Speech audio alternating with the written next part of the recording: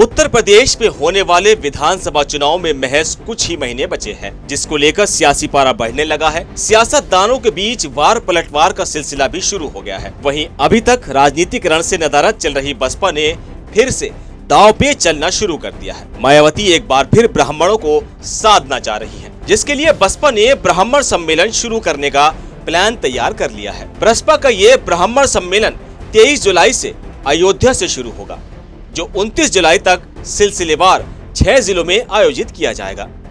मायावती ने इस मुहिम की कमान राज्यसभा सांसद और पार्टी के राष्ट्रीय महासचिव सतीश चंद्र मिश्रा को सौंपी है, जो अयोध्या में मंदिर दर्शन कर ब्राह्मणों को जोड़ने की कवायद शुरू करेंगे। वहीं मायावती ने प्रेस कॉन्फ्रेंस करके बीजेपी पर हमला बोला और कहा कि बीजेपी सरकार में ब्राह्मण दुखी हैं और उन्होंने बहकावे में आकर बीजेपी को वोट दिया था।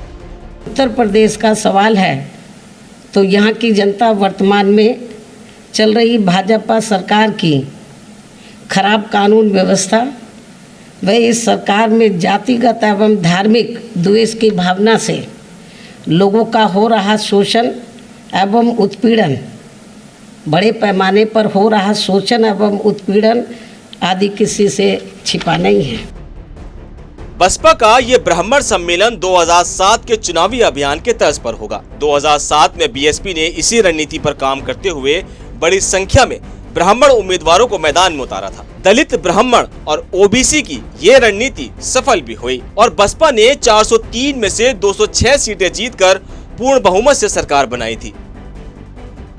मायावती ने इस चुनाव में 30% वोट हासिल करके सबको अपनी रणनीति से चौंका दिया था। 2007 में बसपा का प्रदर्शन कोई आकस्मिक नहीं था, बल्कि उसके पीछे मायावती की सोची समझी रणनीति थी। मायावती ने उम्मीदवारों का ऐलान चुनाव से करीब 1 साल पहले ही कर दिया था। साथ ही दलितों, ब्राह्मणों और मुसलमानों के साथ एक बेहतर तालमेल भी बनाया था। बसपा इसी फार्मूले को फिर से जमीन पर उतारने की कवायद में है और 2022 में चुनाव में इसी रणनीति के तहत मैदान में उतरेगी। यूपी में हुए पंचायत चुनाव के बाद से स्थिति साफ हो गई है कि आगामी विधानसभा चुनाव एक तरफा नहीं होगा। साथ ही बीजेपी के लिए ब्राह्मण थोड़ी मुश्किल जरूर खड़ी कर सकते हैं, क्योंकि प्रदेश में ब्राह्मणों में बीजेपी के प्रति नाराजगी देखने को मिल रही है। ऐसे में बसपा इसका फायदा उठाकर ब्राह्मणों को साधने में जुट गई है। अब देखना है कि बीएसपी इस मुद्दे को कितना भुना पाती है। ब्यूरो रिपोर्ट, समाचार प्लस।